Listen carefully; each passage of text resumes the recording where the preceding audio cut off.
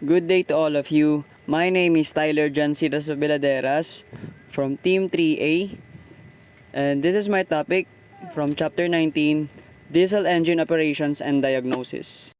Today, we will explore the fundamentals of diesel engines, their operation, key components, and diagnostic techniques. Diesel engines are widely used in transportation, agriculture, and the industry due to their efficiency and durability. A deep understanding of their function and troubleshooting methods is essential for optimal performance and longevity. Now, let's begin. So, let us start with diesel engine fundamentals.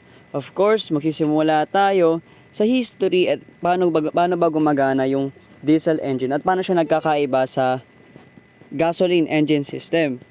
In 1892, a German engineer named Rudolf Diesel perfected the compression ignition engine that bears his name. Sabi nga, Diesel. Apelido niya is Diesel. So, sa kanya galing siyang nag-perfect nung gantong engine system. The diesel engine is created by compression to ignite the fuel, so it requires no spark ignition system na meron ang gasoline engine system. Walang spark dito, unlike doon sa gasoline engine system. Heat of compression achieved by compressing air to a high pressure and temperature is the primary mechanism for igniting the fuel, eliminating the need for spark plugs. So yung nga sabi kanina, hindi na kailangan ng spark plugs. So ganoon siya gumagana. So yun yung mechanism ng diesel engine system compared sa gasoline engine system. So, move on naman tayo sa advantages and disadvantages. Siyempre, magsisimula tayo sa advantages ng diesel engine. So, ang isa nito is yung higher torque output. Pangalawa, greater fuel economy. Malalaman natin mamaya bakit mas better siya. No, pagdating sa sa fuel, no, sa pagpapaikot ng fuel, paano siya nagagamit na mismo engine. Longer service life. Ang disadvantages naman ay noisy operation, maingay, no? Difficult cold weathers, pag malamig, mahirap siya i-start, no? Heavier and more expensive than gasoline engines. Ang diesel engine ay favored in heavy duty applications due to their efficiency and durability. Pero meron siyang disadvantages nga na nabanggit ko kanina, yung noise, yung weight, yung syempre initial cost mas mahal siya kasi nga efficient and mas maganda siya. So in terms of some parts nito na mamaya malalaman natin. Despite this, yung fuel economy niya, yung longevity niya, mas prefer siya sa ibang lalo sa mga pang heavy duty, sa mga industrial use, sa mga pang commercial use, usually prefer na mga kotse na mga ganung types of is yung mga ang engine ay diesel, no? Kasi ganun yung gusto nila, mas efficient, mas magagamit, mas matagalan. Now let's move on to diesel engine construction. Dito naman kailangan natin malaman bakit kaya ang bigat niya, bakit kaya ang laki nitong diesel engine na to compared sa gasoline engine system, no? Kasi yung diesel engine, it must be constructed heavier than gasoline engines because of the tremendous pressures that are created in the cylinder during operation. Malalaman natin tamang yung pinakasukat, yung PSI, no? Yung kung gaano kalakas yung pressure na kinakailangan para mag-function tong diesel engine. The torque output of a diesel engine is often double or more than the same size of gasoline-powered engine. So yun nga, mas malakas siya, mas efficient siya. Kaya ganun, ba't yung nakikita natin doon sa room na mas malaki, yung tinuro ni Sir, ba't mas malaki itong diesel engine? Hindi ba napag-isip? So ngayon malalaman natin. So di ba, ito, move na naman tayo sa air-fuel ratios. Yung pinakita sa atin ni Sir na diniscuss niya kay Tirso, sa atin ni Tirso is yung 4-stroke cycle, no? Meron daw binanggit na air fuel mixture, no, air mixture. So syempre may ratio 'yun, no? In the diesel engine, air is not controlled by a throttle as in a gasoline engine. Instead, the amount of fuel injected is varied to control power and speed. No, may tama siyang ratio na controlled para yung yung ikot, no? Yung para pag-function ng air ng mismong engine is maayos, no? The air fuel mixture of a diesel can vary from as lean as 85 to 1. For 85 is to 1, no? To as rich as 20 is to 1 at full load. The higher fuel ratio and the increased compression pressures make the diesel more fuel efficient than a gasoline engine, in part because diesel engine do not suffer from throttling losses. Throttling losses involve the power needed in a gasoline engine to draw air past a closed or partially closed throttle. Now let's move on to indirect and direct injection. We have two types, no, of injection, fuel injection. We have indirect and direct injection. Sa indirect direction sa diesel engine, fuel is injected into a small pre-chamber which is connected to the cylinder by a narrow opening. The initial combustion takes place in this pre-chamber. This has the effect of slowing the rate of combustion. Mamaya discuss natin yung three phases of combustion which tend to reduce noise. Kapag sa direct injection naman, diesel engine fuel is injected directly into the cylinder. The piston incorporates at the pressure where initial combustion takes place. No? Kanina, sa pre-chamber, sa small na butas. Pero ngayon, directly na siya sa cylinder. Direct injection diesel engines are generally more efficient than indirect injection engines. Makita natin yung difference ng dalawa, no? But I have a tendency to produce greater amount of noise. No, kung sa noise man lang, kung sa noise, magkakaproblema sa direct injection. Pero sa indirect, wala tayong noise. Merong noise pero may konti lang siya. Compared sa direct na mas efficient, no? Pag doon sa direkta agad sa cylinder, ang problema nga lang, mas maingay siya, no? Na minsan akala natin sira, no? So, move on tayo sa diesel fuel injection ulit. So, yun nga, before that, mag 3 phases of combustion muna tayo. Ang first phase ng diesel ng combustion is ignition delay. You near the end of the compression stroke, fuel injection begins, but ignition does not begin immediately, hindi agad-agad. This period is called ignition delay. No? Ang pangalawa natin is rapid combustion. This phase of combustion occurs when the fuel first starts to burn, creating a sudden rise in cylinder pressure. It is the sudden and rapid rise in combustion chamber pressure that causes the characteristic diesel engine knock. Ang pangatlo natin na phase, no? Controlled combustion na. Yung una na delay, yung pangalawa, mabilis ang combustion. No, ngayon, yung tatlong phase ng combustion is yung controlled combustion. After nung rapid combustion, no? Yung fuel na burn na, no? Tumaas na yung pressure, no? The rest of the fuel in the combustion chamber begins to burn and injection continues. Pero dito mas controlled na siya, no? This process occurs in an area near the injector that contains fuel surrounded by air. This fuel burns as it is mixes with the air, no? Let's move on yung sa injection pump. So move on tayo sa injection pump. Ano bang function ng injection pump? Para saan ba yung injection pump, no? Kaya tayo may injection pump dahil need natin ng high pressure fuel pump. A diesel engine injection pump is used to increase the pressure of the diesel fuel from very low values from the lift pump, no, to the extremely high pressure needed for injection. No, the lift pump is is a low pressure high volume pump. Yung the high pressure injection pump is a high pressure low volume pump.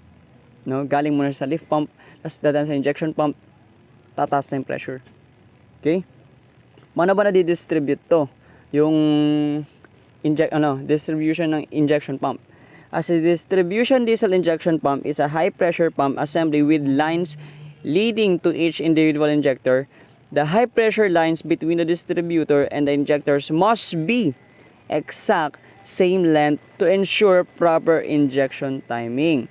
Paano naman yung sa common rail? Sir, ano yung common rail? Yung mga bagong diesel engine ngayon, no? Ito na, pag-usapan common rail.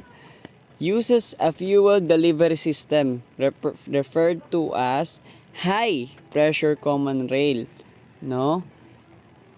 Diesel fuel under high pressure over 20,000 psi is applied to the injectors which are opened by solenoid controlled by the computer. Because the injectors are computer controlled, the combustion process can be precisely controlled to provide maximum engine efficiency with the lowest possible noise and exhaust emissions, no? Ginagamit nila to for precise fuel delivery para hindi walang leak, hindi kumakalat, no? Mas mabilis, no, mas efficient na fuel delivery. Move on naman tayo sa diesel fuel components, no? Ang meron muna tayo is yung fuel tank and lift pump. Ano nga ba ang pinagkaiba nito sa gasoline engine, no? Ano ba meron dito sa ano ba yung type ng lift pump dito na meron sa diesel engine, no? Yung filler neck yung filler neck dito sa diesel para sa diesel engine is mas malaki. The nozzle size is much bigger, no? It's na 24 mm instead na 21 mm sa gasoline filler necks, no?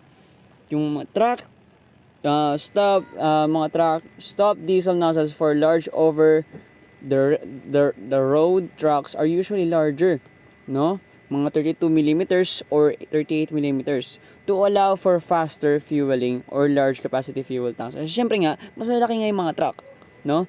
There are no evaporative emission control devices or charcoal canister kasi nga, diesel fuel is not volatile as gasoline and therefore diesel vehicles do not have evaporative emission control devices, no? Ayun yung pinagkaiba niya sa gasoline, no? Wala siyang charcoal canister, no? The diesel fuel drawn from the fuel tank by a separate pump called a lift pump and delivers the fuel to the injection pump.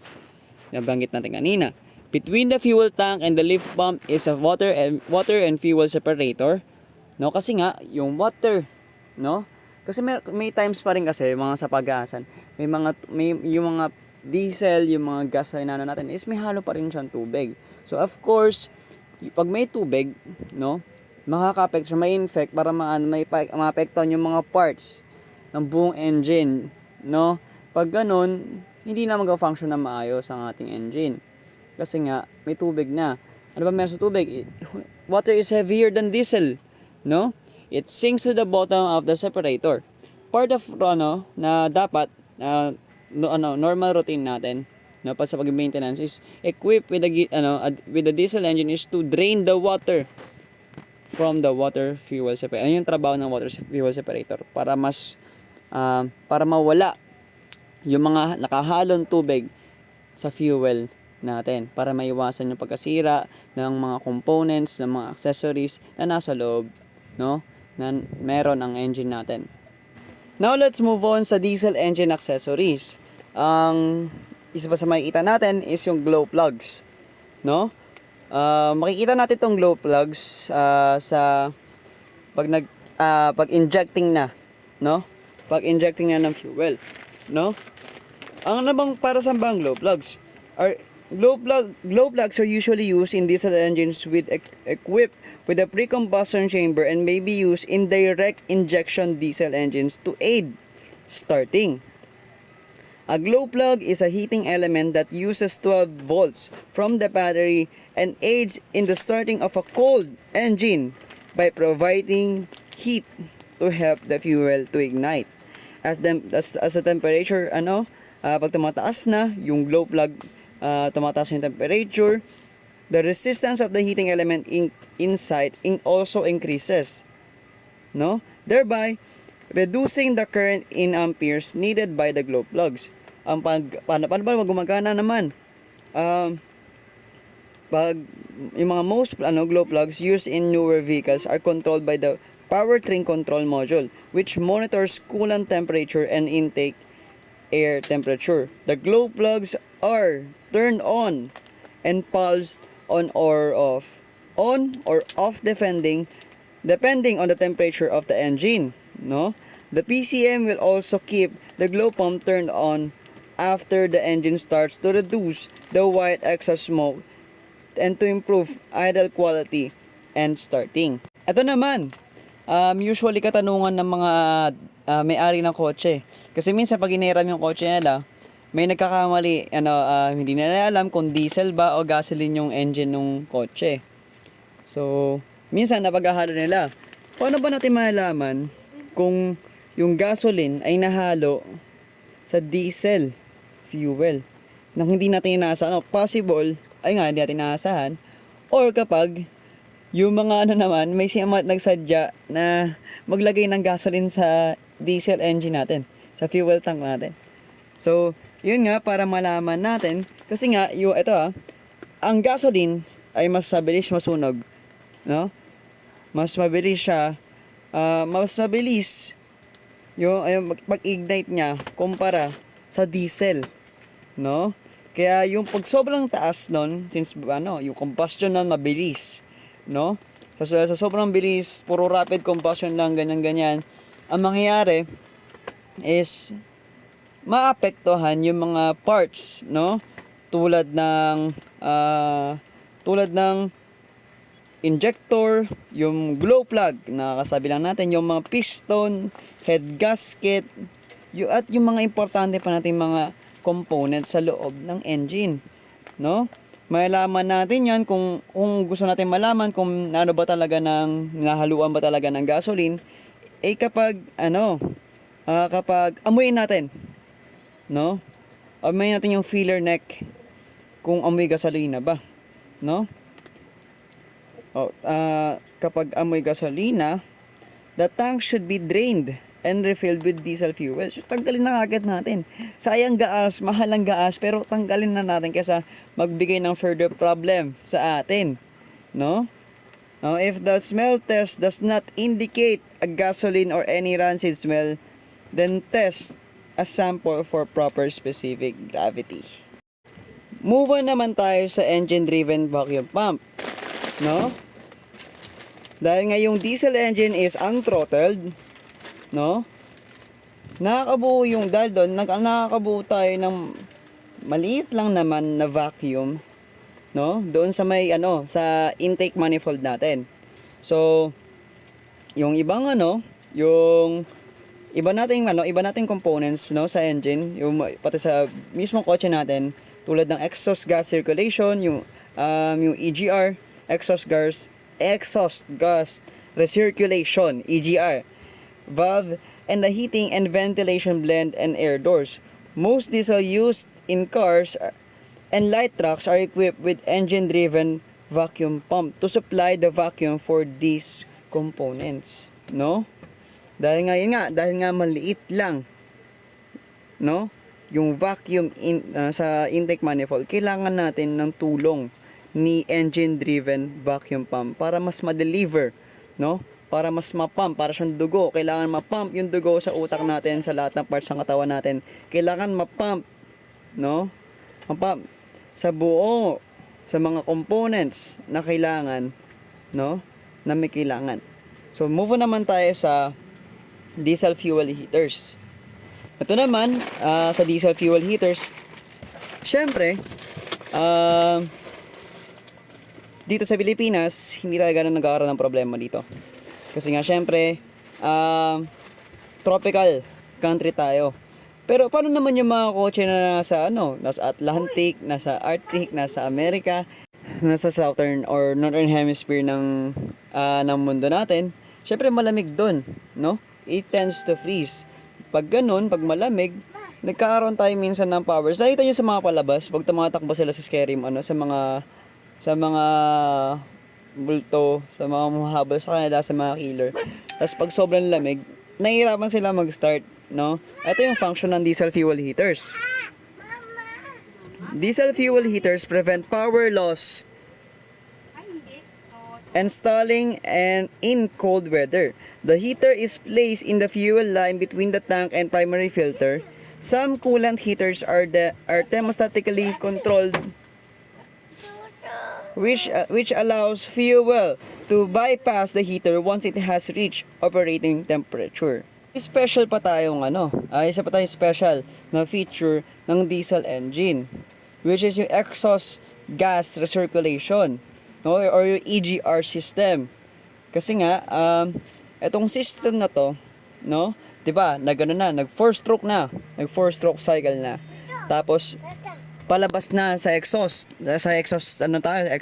phase na tayo. Lalabas na yung na ignite na, tapos ang na-ignite papunta na sa palabas na siya sa kotse natin. Pero dahil nga sa special feature yung sa exhaust gas recirculation, some exhaust gas goes back into the intake stream to cool combustion. So nakakatulong pa rin siya. Pag pinakawalan ka, meron ka pa rin may pakinabang ka pa rin, no? Nakakatulong siya sa pag-cool ng combustion, which reduces oxides of nitrogen emissions. Nakakatulong pa siya sa fuel economy, oh.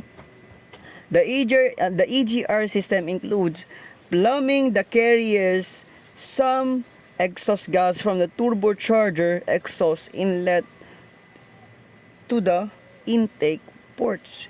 EGR control valve, stainless steel cooling element used to cool the exhaust gases. So ganun nangyayari kapag iikot na, pagpabalik na yung exhaust gas, papasok sa intake ulit, no?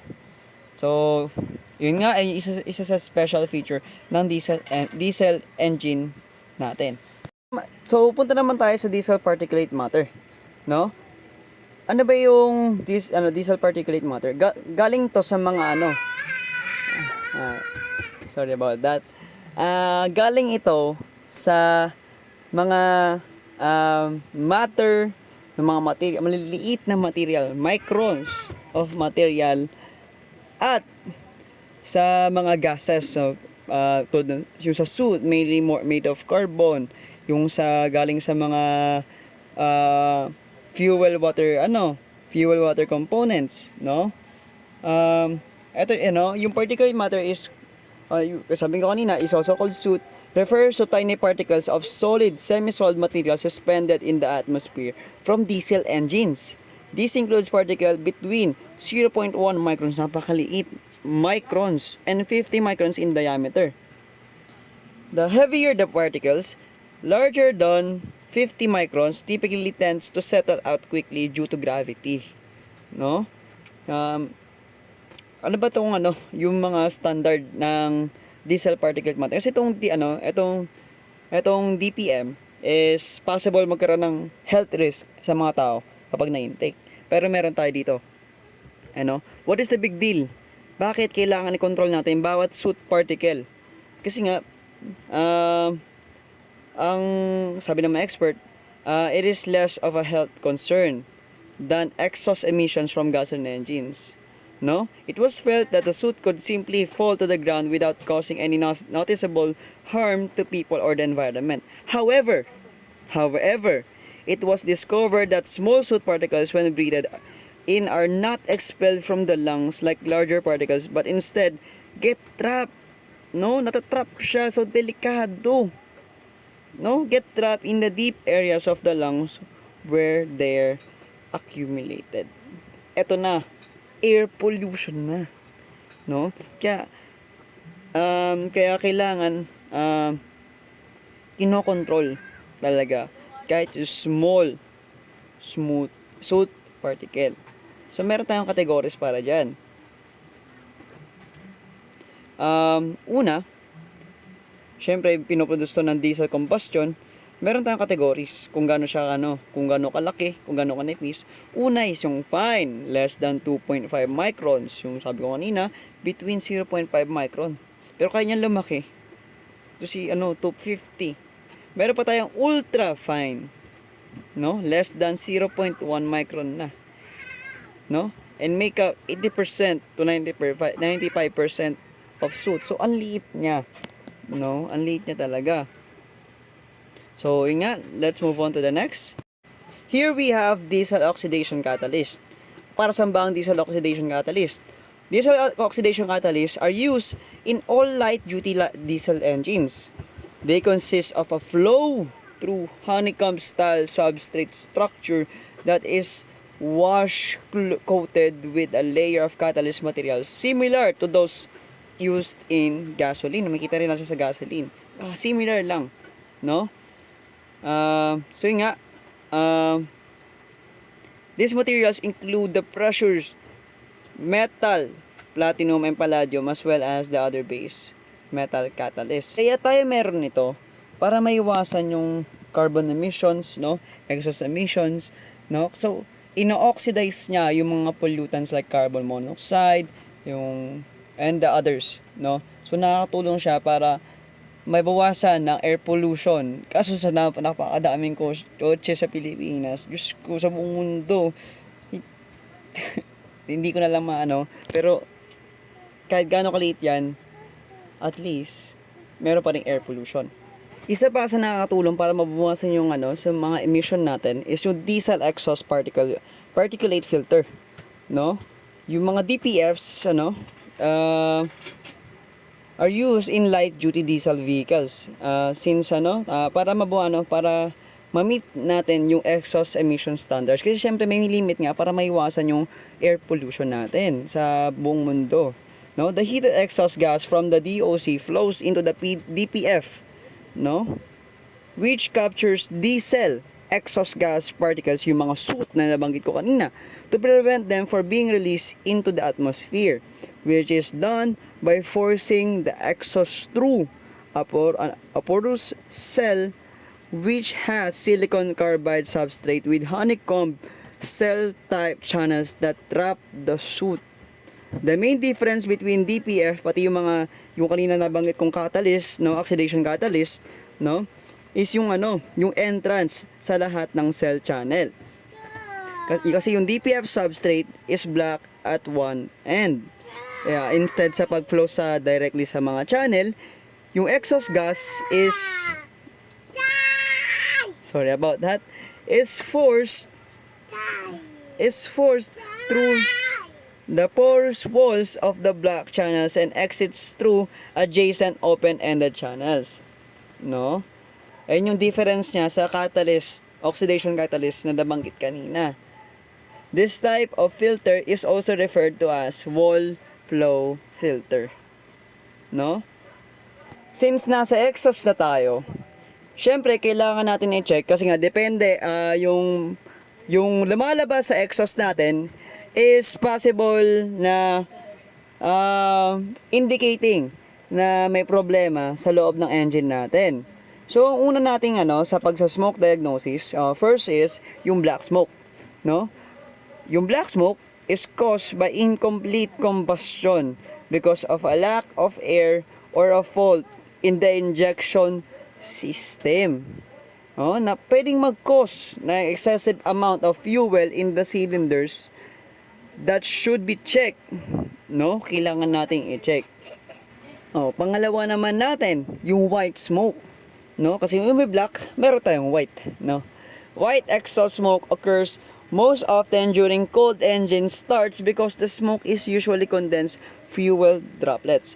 White exhaust smoke is also an indication of cylinder misfire on a warm engine. That most common causes of white exhaust smoke. Ito yung mga possible causes niya. Is yung inoperative glow plugs, no? Yung low engine compression, yung incorrect injector spray pattern, yung coolant leak, no, sa combustion chamber. Ang last natin is yung gray or blue smoke. Grabe, may blue smoke, no? No, baka mamaya usok mo green, no? Blue exhaust smoke is usually due to oil consumption caused by worn piston rings, no? Scored cylinder walls or defective valve stem seals, no? Kung may na-experience to kung may kotse kayo, ay buti naman. Sana lahat may kotse. Kung may kotse kayo, as ganito nakikita nyo, baka ito yung problema. Ito yung nagkakos ng gray or blue smoke sa inyo. Yung defective valve stem seals, no? Gray or blue smoke can also be caused by defective injectors. So kapag may mga ganyang problema kayo, kailangan nyo mag-check, no? I-diagnose nyo, i-check nyo. Siyempre, kung may maintenance kayo, titignan nyo, ano ba kailangan nyo? Anong problema? Bakit ganyan yung usok na lumalabas? Kasi, hindi lang yan nakakasama sa tao.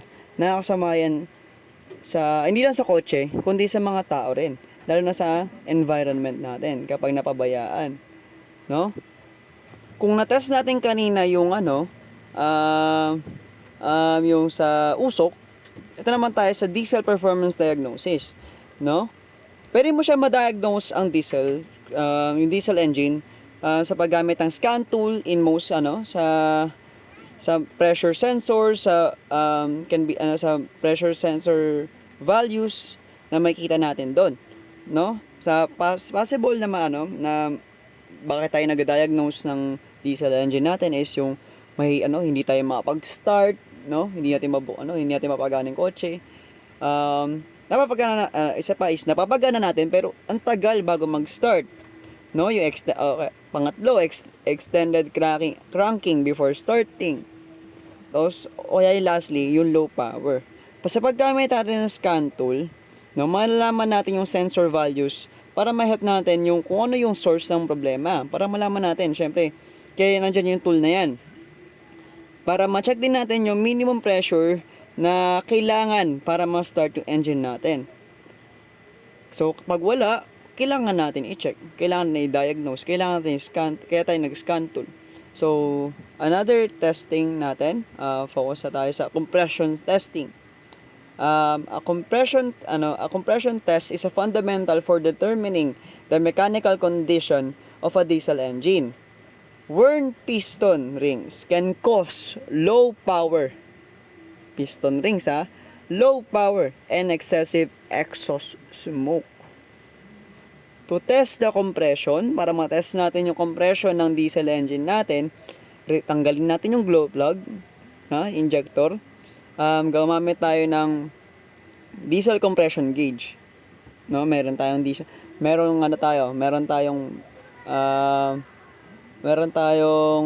diesel compression gauge para malaman natin kung masyado mang mataas, no, yung compression, mataas ba yung compression to use, no? Next natin is yung diesel engine should produce at least 300 psi of compression pressure and all cylinders should be within 50 psi. So ito yung standard, at least na ma-meet dapat ng diesel engine natin, pati ng cylinder natin. So next natin is glow plug resistance balance test. Ang pangalawang testing natin is yung injection pop testing. A pop tester is a device used for checking a diesel injector nozzle for a proper spray pattern. The handle is depressed and pop-off pressure is displayed on the gauge. The spray pattern should be a hollow cone, but will vary depending on design. The nozzle should also be tested for leakage, no? Kung may tulo ba sa nozzle natin habang nasa pressure siya, habang under pressure. If the spray pattern is not correct, then cleaning repairing and replacing the injector nozzle may be necessary. No? Kailangan natin i-test yung injection pump testing natin. No? Kasi nga possible na hindi mag-start na maayos. No? So, kanina nag-exhaust testing tayo. Ngayon naman, diesel emission testing na tayo. So, para malaman natin kung yung yung nasa sa yung para matest natin yung diesel exhaust emission, diesel exhaust emission natin, no? Para malaman natin kung okay pa ba, no? Kasi nakakasama na tayo sa ibang tao, nakakabalan tayo dahil sa nilalabas na emission ng kotse natin, no? Meron tayong opacity test, no? Ano na ba ang opacity? Yung pagkalabo o pagka sobrang kapal, no? Pagka sobrang visible ng isang bagay. Tulad nito yung yung emission. Opacity means the percentage of light that is blocked by the exhaust smoke. O kung 0% opacity yan, ibig sabihin yung exhaust mo, no visible smoke does not block light from beam project through the exhaust smoke. Kapag 100% opacity naman, means yung exhaust mo is sobrang dilim, it completely block light from a beam project through the exhaust smoke. Kung 50% opacity naman, means the exhaust blocks half of the light from a beam project through the exhaust smoke. Next naman nating test is yung snap acceleration test. Sa snap acceleration test, yung kotse natin is held stationarily. Yung mga gulong, no? Chokes in place, yung brake natin naka-release as the engine is rapidly accelerated to high idle. Note that yung nakadire-diretso lang talaga siya. No, with the transmission in neutral while smoke emissions are measured. This test is conducted a minimum of 6 times and 3 most consistent measurements are average for a final score. Isa yan sa pag-test ng emission ng diesel. Ang pangatlo natin is yung rolling acceleration test. Vehicles with a manual transmission are rapidly accelerated in low gear from an idle speed to a maximum over RPM while the smoke emissions are measured.